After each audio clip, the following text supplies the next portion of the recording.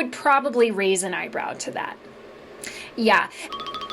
Hello, my friends. Welcome back to my channel. It's so good to have you here. And if you are new here watching for the first time, I want to introduce myself. My name is Kayla, and this is where we talk all about project management. If you are looking for information, support, resources, or if you are simply trying to learn more about project management and discover ways you can become a better project manager, then this is the place for you. We talk about all of that. And I would love to invite you to subscribe and let me know what questions you have about project management, because I want to know how I can help you. Okay, on to today's topic. Today we are going to talk about red flag clients, or things that your clients do that should cause you to raise an eyebrow if you don't already, okay? Now, one thing that I really love about project management and my career in particular is that it gives us the opportunity to work with so many different types of people and teams across industries and working on projects that we maybe wouldn't have exposure to otherwise. So this is something that I really love about project management, but particularly as a freelancer, we have a different set of challenges where we need to vet and make sure that our clients are the best fit for us. So as we are throwing ourselves out there in the world to amazing opportunities, we also have to look out for ourselves. And one way we do that is by keeping an eye out for red flags. And I'm going to share with you a few things that I've encountered that don't necessarily mean that your clients are like bad people and they're evil and you shouldn't work with them. A red flag just means that maybe this isn't the right fit or the right fit for you right now. So keep that in mind as we talk about red flags. Okay, the first thing I want you to look out for and be very cautious of are any agreements that the client wants you to sign. So like an NDA or a non-compete. Now, I'm not saying you shouldn't sign these, okay, because in many cases you will need to. You'll be exposed to information that you need to keep confidential. So in many cases, they will require you to sign some form of an NDA, but I want you to be really careful with signing it. I want you to read through it, okay? And I know a lot of times when we're in an employee-employer relationship, we don't read through those documents super carefully, especially when we're earlier on in our career. We're more trusting. But please be cautious of this. And in particular, if they put a non-compete agreement in front of you, I would actually just check out.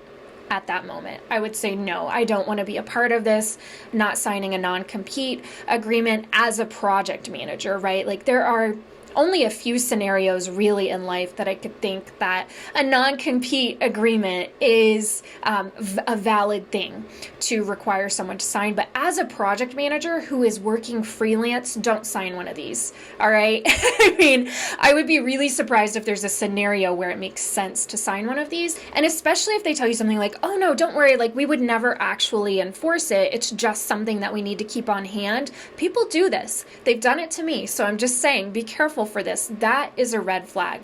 I would say no thank you and check out and just go on my way and find the next job that is a better fit.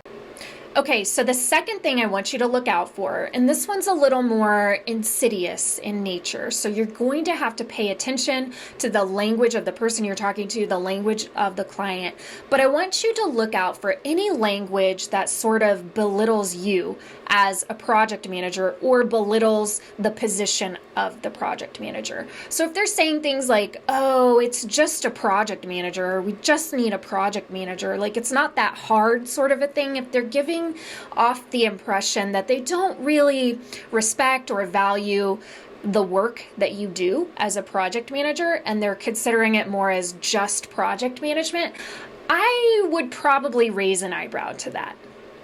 Yeah, and I will say, and I don't want to start like a thing here, but I will say I've noticed this, unfortunately, a lot lately in tech, particularly when you are working with product managers.